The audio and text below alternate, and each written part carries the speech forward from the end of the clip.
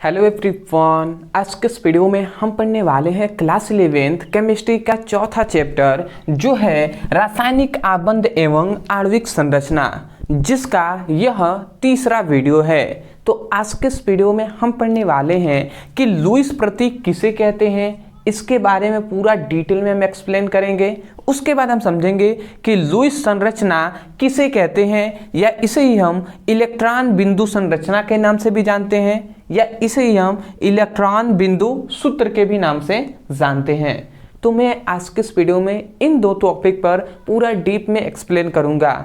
अगर इससे पहले कि आपने दो टॉपिक को नहीं पढ़ा है, या इससे पहले कि आप 3 चैप्टरों को सभी को पढ़ना चाहते हैं, डिस्क्रिप्शन में हमने फिजिक्स और केमिस्ट्री दोनों का चैप्टर वाइज लिंक हमने दे दिया है। उस पर आप क्लिक करेंगे तो आपको सभी वीडियो मिल जाएंगे। चलिए हम स्टार्ट करते हैं। तो सबसे पहला आता है लुईस प्रतीक। थोड़ा सा हम समझ लेते हैं, उसके बाद परिभाषा तो याद हो जाएगा। लुईस प्रतीक का वास्तव में मतलब क्या होता है? अगर हम सिंपल वे में कहें ना, तो लुईस प्रतीक का मतलब यह है कि कोई भी तत्व है, तो उसमें इलेक्ट्रॉन, जाहिर सी बात है उसमें इलेक्ट्रॉन तो होंगे ही होंगे। तो कोई तत्वों के जो संयोजी इलेक्ट्रॉन होते हैं, ठीक है, तो उनको दिखाया जाता है, संयोजी इलेक्ट्रॉन को दिखाया जाता है, तो उसी को हम क्या कहते हैं? लुईस प्रतीक कहते हैं। समझ में आ गया हमने क्या कहा? कोई भी तत्व है तो कोई भी तत्व लिख देंगे हम, और उसके बाद उसकी संयोजी जो इलेक्ट्रॉन है, संयोजी इलेक्ट्रॉन का मतलब कि जो इलेक्ट्रॉन क्या करते हैं? आदान प्रदान करते हैं, मतलब एक परमाणु से दूसरे परमाणु में जुड़ने में सहायता करते हैं, ठीक है, वही संयोजी इलेक्ट्रॉन कहलाते हैं। ठीक है, तो अभी आपको समझ में आ जाएगा वही क्या कहलाता है? लुईस प्रतीक कहलाता है। अब आपको थोड़ा सा यहाँ पे हमने परिभाषा लिखा है, इसको समझ लीजिए। उसके बाद जब हम एग्जाम्पल देंगे ना, आपके दिमाग में तुरंत बैठ जाएगा। तो हमने यहाँ पे क्या लिखा है कि जब किसी तत्वों के संकेतों को लिखकर, मतलब कोई तत्व है तो उसके संकेत को हम लिख देंगे, ठीक है, लिखकर उसके चारों ओर संयोजी इलेक्ट्रॉन को दिखाया जाता है, तो उसे हम लुईस प्रतीक कहते हैं। मतलब सबसे पहले तो तत्वों के संकेत को लिखना है, उसके बाद उसके चारों ओर जो संयोजी इलेक्ट्रॉन है उसको दिखाया जाता है, तो वही क्या कहलाएगा? लुईस प्रतीक कहलाएगा। जैसे अब एग्जाम्पल पे आते हैं हम। देखिए ये थोड़ा सा, चलिए एग्जाम्पल भी हम देख लेते हैं। देखिए एग्जाम्पल इसका क्या हो जाएगा? जैसे कि हम सपोज दैट हाइड्रोजन एक तत्व है, तो हाइड्रोजन के हमने प्रतीक को लिख दिया H। हाइड्रोजन का प्रतीक क्या होता है? संकेत H ही होता है ना, तो H हमने लिख दिया। और उसके बाद यहाँ पे कहा गया तत्वों के संकेतों के लिखकर उसके चारों ओर संयोजी इलेक्ट्रॉन को दिखाया जाता है। तो बताइए हाइड्रोजन का कितना इलेक्ट्रॉन होता है? एक ही इलेक्ट्रॉन होता है ना, तो हाइड्रोजन के एक इलेक्ट्रॉन है, तो हम यहाँ पर एक इलेक्ट्रॉन को दिखा देंगे। अब एक और बात याद रखेंगे, यहाँ पे या तो आप बिंदु देकर दिखा दीजिए, या आप सिंपल में छोटा सा x आप बना देंगे तो भी चल जाएगा, ठीक है। तो ये एक एग्जाम्पल हो गया। हमने यही बताया था कि किसी तत्वों के प्रतीक या संकेतों को लिखकर संयोजी इलेक्ट्रॉन को दिखाया जाता है, तो वही क्या कहलाता है? लुईस प्रतीक कहलाता है। ये लुईस प्रतीक का एग्जाम्पल हो गया। अब दूसरा हम एग्जाम्पल देख लेते हैं। जैसे कि सपोज दैट मैग्नीशियम है, Mg है मैग्नीशियम। अब मैग्नीशियम के संयोजी इलेक्ट्रॉन कितने होते हैं? भैया 2 ही तो होते हैं ना, ठीक है, तो हम 2 इसको दिखा देंगे, एक यहाँ पे इलेक्ट्रॉन, एक यहाँ पे इलेक्ट्रॉन, 2 हो गए, ठीक है, समझ पा रहे हैं। अब आप कहेंगे थोड़ा सा एक डाउट है कि सर संयोजी इलेक्ट्रॉन हम कैसे पता करें कि कितना है? देखिए इसका मतलब सिंपल सा, संयोजी इलेक्ट्रॉन का मतलब थोड़ा समझ जाइए। इसका मतलब ये है कि देखिए हम जानते हैं इलेक्ट्रॉन कैसे बढ़ता है, 2 8 8 18 18 32, ऐसे मतलब भरते हुए जाता है, 2 8 18 32 इस प्रकार भरते हुए चलता है। तो सपोज डैट देखिए मैग्नीशियम का कितना होता है? 12 होता है। तो 12 मैग्नीशियम का होता है, तो बताइए सबसे पहली बात, तो जब 12 होता होगा तो पहले 2 भरता होगा, ठीक है, उसके बाद 8 भर जाता होगा, तो ये दोनों तो संतुष्ट हो गए, ठीक है, ये दोनों तो संतुष्ट हो गए, 2 कक्षक तो संतुष्ट हो जाएंगे। उसके बाद 2 8 10 तो भर गए, तो और कितने बचे? 2 ही ना बचा, तो 2 ही ये संयोजी इलेक्ट्रॉन होंगे। यही इलेक्ट्रॉन मैग्नीशियम का जो 2 इलेक्ट्रॉन है, यही किसी को दे सकता है या किसी से ले सकता है। आशा करते हैं आप समझ के होंगे, ठीक है। ऐसे ही एक और एग्जाम्पल हम समझाते हैं। जैसे कि एल्युमिनियम हमने ले लिया। अब हम कहेंगे एल्युमिनियम का कितने इलेक्ट्रॉन होते हैं, तो कुल इलेक्ट्रॉन एल्युमिनियम के 13 होते हैं। तो इसका संयोजी इलेक्ट्रॉन कितने होंगे, तो 3 होंगे। तो या तो हम छोटे से x हम लिख देंगे चलेगा, या बिंदु भी आप लिख सकते हैं।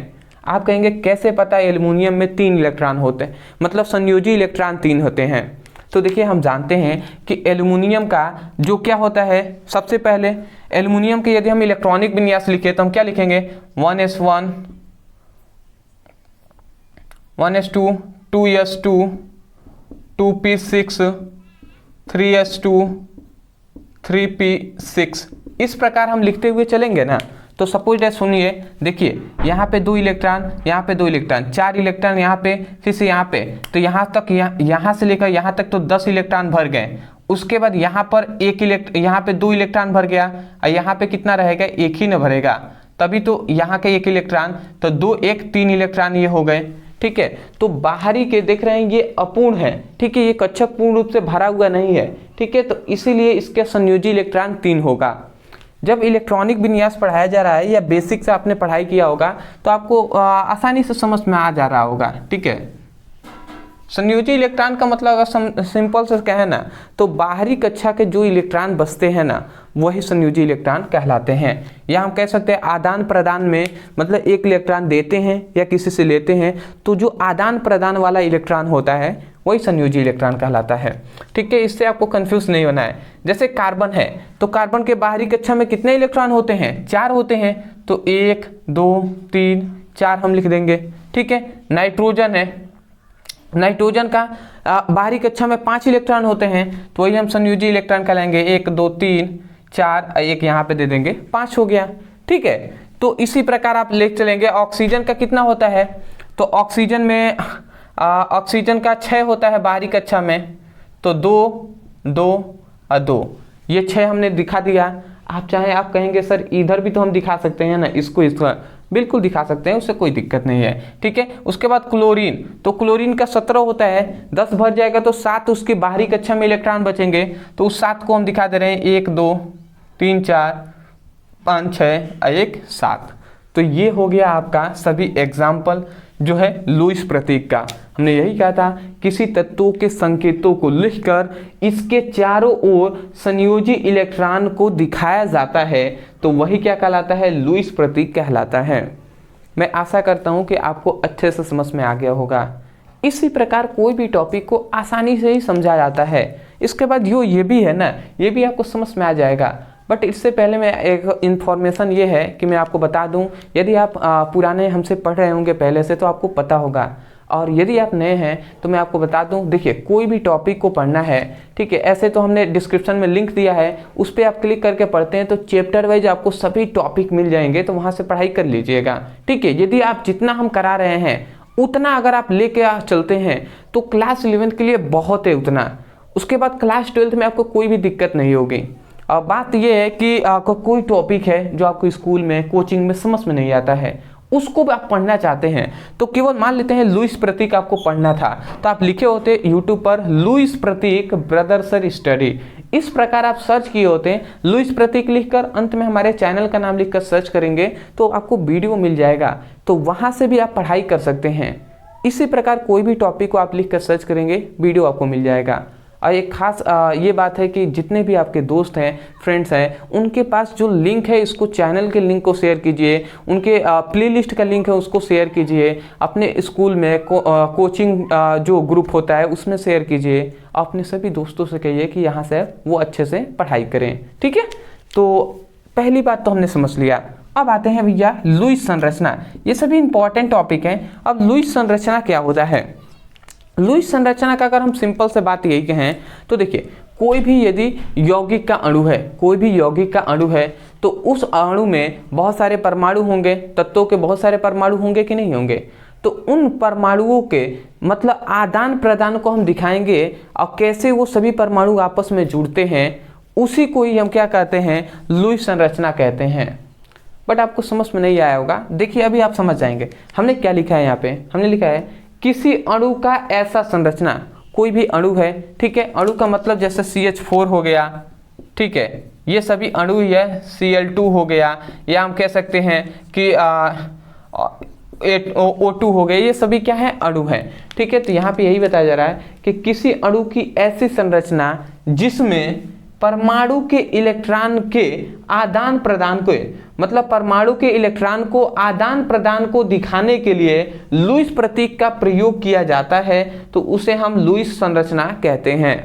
ठीक है, मतलब कोई भी अणु है तो उस अणु में इलेक्ट्रॉन किसको किसको दे रहा है उसको दिखाने के लिए, आदान प्रदान को दिखाने के लिए हम इन्हीं लुईस प्रतीकों का यदि हम प्रयोग करेंगे तो उस संरचना को ही हम लुईस संरचना कहेंगे। ठीक है, अभी आप समझ जाएंगे, एग्जाम्पल से ही समझते हैं हम। जैसे एग्जाम्पल, ठीक है जी, एग्जाम्पल समझते हैं। सबसे पहला हम ले लेते हैं HCl का ही, चलिए इसी से लिखते हैं HCl। ये एक क्या है, यौगिक का अणु है जो है HCl। अब अगर हम सिंपल में इसका अगर हम संरचना बनाए तो आप कैसे इसकी संरचना बनाएंगे, आप कहेंगे सर इस प्रकार इसकी संरचना होती है H और Cl, ये इसकी संरचना हो गया। परंतु वास्तव में यहाँ पे क्या हुआ है, ये तो इसका क्या हो गया, ये इसकी संरचना हो गई। ठीक है, ये अब इसका हम लुईस यदि संरचना बनाए, ठीक है, ये तो बंद संरचना हो गया, ठीक है, बॉन्ड स्ट्रक्चर हो गया। परंतु यदि हम लुईस संरचना बनाए तो इसकी लुईस संरचना कैसे बनेगा, हाइड्रोजन है तो हाइड्रोजन के संयोजी इलेक्ट्रॉन कितने होते हैं, एक होते हैं, तो एक हमने लिख दिया। क्लोरीन के कितने होते हैं संयोजी इलेक्ट्रॉन, 7 होते हैं, तो क्लोरीन भी हमने लिख दिया। और इसके क्या इतना 7 होते हैं तो हमने 7 इस प्रकार दर्शा दिया, 2 2 4 2 6 और 1 7, ये हमने दिखा दिया। अब देखिए इसको चाहिए 8 इलेक्ट्रॉन, इसको चाहिए 2 इलेक्ट्रॉन, तभी तो संतुष्ट होंगे ना, क्योंकि हाइड्रोजन में कितने ऑर्बिटल, एक ऑर्बिटल होता है, एक कक्षक होता है जिसमें 2 इलेक्ट्रॉन चाहिए, तभी तो ये पूर्ण होगा ना। इसमें एक ही इलेक्ट्रॉन है तो ये हाइड्रोजन को 1 इलेक्ट्रॉन चाहिए और इसको क्लोरीन को भी कितने, 1 ही इलेक्ट्रॉन चाहिए, क्योंकि ये 8 यदि हो जाएगा, 7 इलेक्ट्रॉन है, 8 हो जाएगा तो ये भी संतुष्ट हो जाएगा। ठीक है, तो मतलब इसको 1 चाहिए, इसको 1 चाहिए, तो यहाँ पे क्या करेंगे, इलेक्ट्रॉनों का आदान प्रदान करेंगे, हम कह सकते हैं साझेदारी करेंगे। कैसे वो करेंगे, तो देखिए यहाँ से सपोज है ये वाला क्लोरीन क्या करेगा, यहाँ से 1 इलेक्ट्रॉन को ये अपने अंदर ले लेगा, तो देख रहे हैं इसके पास 7 था ही, एक और ले लिया हाइड्रोजन का, तो ये 8 हो गया, संतुष्ट हो गया। परंतु हाइड्रोजन को भी तो 2 चाहिए ना, ठीक है, तो ये हाइड्रोजन क्या करेगा, अपना तो 1 है ही, ये क्लोरीन से क्या करेगा, 1 इलेक्ट्रॉन को ले लेगा। ठीक है, तो ये भी संतुष्ट हो गया, 2 इलेक्ट्रॉन हाइड्रोजन के ये पास हो गए और इसके पास भी 8 इलेक्ट्रॉन हो गए, तो ये दोनों संतुष्ट हो गए। तो देखिए ये जो है, ये जो संरचना है यही है लुईस संरचना। इसी प्रकार आप लुईस संरचना को बनाएंगे। और ये क्या है, बॉन्ड स्ट्रक्चर है, बंद संरचना है। ठीक है, और ज़्यादातर हम बंद संरचना का ही यूज करते हैं, लुईस संरचना का कम यूज करते हैं। परंतु इसी से समझ में आता है कि क्या हुआ है, ये बंद जो बना है ना, इसका मतलब क्या हुआ है कि इन्हीं 2 इलेक्ट्रॉन, यही 2 इलेक्ट्रॉनों के बीच क्या हुआ है, बंद बना है। ठीक है, तो आशा करते हैं आप समझ रहे होंगे। और जो बंद होता है वो रासायनिक बंद बहुत प्रकार के होते हैं, इस वीडियो को पढ़ने के बाद हम वहीं पर डिस्कस करेंगे। ठीक है, तो वो सब हम समझेंगे। ये आपने एक एग्जाम्पल समझा, और भी हम एग्जाम्पल से समझ लेते हैं। जैसे कि क्लोरीन है, ठीक है, Cl2, ये एक अणु की संरचना है। यहाँ पे हमने क्लोरीन लिख दिया, तो इसका संरचना तो Cl होता है। ठीक है, इसका संरचना कैसा होता है, Cl। अब अगर हम समझें तो देखिए यहाँ पे अगर हम इसकी लुईस संरचना पे यदि हम बात करें तो हम इसका कैसे बनाएंगे, क्लोरीन है तो इसकी 7 इलेक्ट्रॉन होते हैं, तो वो हमने लिख दिया इस प्रकार। ठीक है, 2 2 4 2 6 1 7 इलेक्ट्रॉन हो गए। अब इसका भी हम लिखेंगे, एक और हम क्लोरीन लिखेंगे, 1 2 3 4 5 6 1 7। देखिए ये 7 इलेक्ट्रॉन हो गए। अब ये क्या करेगा, इसको भी 8 चाहिए, तो ये क्या करेगा, इस वाले से 1 इलेक्ट्रॉन को ले लेगा, इसको भी 8 चाहिए तो ये भी क्या करेगा, 1 इलेक्ट्रॉन को ले लेगा। अब ये दोनों संतुष्ट हो गए, तो ये जो संरचना बना यही है लुईस संरचना। ठीक है, तो आशा करते हैं आपको समझ में आ गया होगा। वही बात हमने कहा था कि किसी अणु का ऐसा संरचना, मतलब किसी अणु का ऐसा संरचना जिसमें परमाणुओं के इलेक्ट्रॉनों का आदान प्रदान को दिखाने के लिए लुईस प्रतीक का प्रयोग किया जा रहा है। ठीक है, देख रहे हैं इलेक्ट्रॉनों का आदान प्रदान हो रहा है, तो इलेक्ट्रॉनों के आदान प्रदान को दिखाने के लिए हम लुईस प्रतीकों का प्रयोग करते हैं, तो उसे हम लुईस संरचना कहते हैं। ठीक है, तो 2 एग्जाम्पल से आप समझ लिए। एक और हम एग्जाम्पल दे रहे हैं। यदि हम इसका कहें CH4 और यदि इसका कहें कि आप संरचना बताइए लुईस संरचना, तो आप क्या कहेंगे? थोड़ा सा सोचिए, कॉपी में अपना भी लिखिए, अभी से स्टार्ट कीजिए। हम बना रहे हैं, ऐसा ही आपको भी बना रहे हैं कि नहीं। देखिए इसका संरचना सिंपल वे में कैसा होता है, बॉन्ड स्ट्रक्चर क्या होता है, C, इसके 4 हाइड्रोजन जुड़े हुए थे, H H H H। ये इसका तो बॉन्ड स्ट्रक्चर हो गया, ये इसका क्या हो गया, बंद संरचना हो गया। परंतु लुईस संरचना इसका कैसे बनेगा? तो लुईस संरचना इस प्रकार बनेगा, जैसे क्या होगा कि ये है कार्बन, तो कार्बन के बाहरी कक्षा मतलब संयोजी इलेक्ट्रॉन 4 होते हैं, या बाहरी कक्षा में कितने इलेक्ट्रॉन होते हैं? 4। तो 1 2 3 4 हमने ऐसे दिखा दिया। अब देखिए हाइड्रोजन है, तो एक हाइड्रोजन है तो इसका इलेक्ट्रॉन ये है, ठीक है, ये हाइड्रोजन है, ठीक है, 4 हाइड्रोजन जुड़ेंगे तो इसका 1 इलेक्ट्रॉन, यहाँ पे 1 इलेक्ट्रॉन और यहाँ पर 1 इलेक्ट्रॉन। तो अगर आप देखें तो देखिए यहाँ पर कार्बन को कितने चाहिए, 4 इसके पास है, 4 और आ जाएंगे, 8 होगा कार्बन, तभी यह संतुष्ट होगा, पूर्ण रूप से भरेगा। तो ये क्या करेगा, कार्बन है इन सभी से 1 इलेक्ट्रॉन को ये इस प्रकार ले लेगा, ठीक है। तो इसके पास 2 2 4 2 6 2 8, ये संतुष्ट हो गया कार्बन। उसके बाद जो हाइड्रोजन है ना, तो हाइड्रोजन क्या करेगा, इनसे 1 इलेक्ट्रॉन को ये ले लेगा, फिर ये हाइड्रोजन 1 इलेक्ट्रॉन, फिर से ये हाइड्रोजन 1 इलेक्ट्रॉन को और इनसे ले लेगा, तो सभी हाइड्रोजन के भी पास 2 2 इलेक्ट्रॉन हो जाएंगे। तो वही क्या कहलाता है, लुईस संरचना, और वही इस प्रकार का स्ट्रक्चर बनता है कार्बन और हाइड्रोजन के बीच। ये क्या है, मीथेन है। तो आशा करते हैं दोस्तों आपको वास्तव में ये दोनों टॉपिक समझ में आ गए होंगे। मैं यही कहूँगा, यदि आपको समझ में आया है तो एक प्यारा सा लाइक कर दीजिएगा। कमेंट सेक्शन खुला हुआ है, तो कमेंट सेक्शन में मैं ज़रूर बताइएगा कि वास्तव में आपको ये वीडियो कैसा लगा। और कोई टॉपिक है जो आपको समझ में नहीं आता है, उस टॉपिक का नाम अंत में हमारे चैनल का नाम लिखकर सर्च करेंगे, वीडियो आपको मिल जाएगा। चैनल पे नए हो तो चैनल को सब्सक्राइब कर लीजिए, क्योंकि आगे भी ऐसे ही कंटेंट हम आपके लिए प्रोवाइड कराते रहेंगे। तो मिलते एक नए टॉपिक के साथ, तब तक के लिए धन्यवाद। जय हिंद, जय भारत।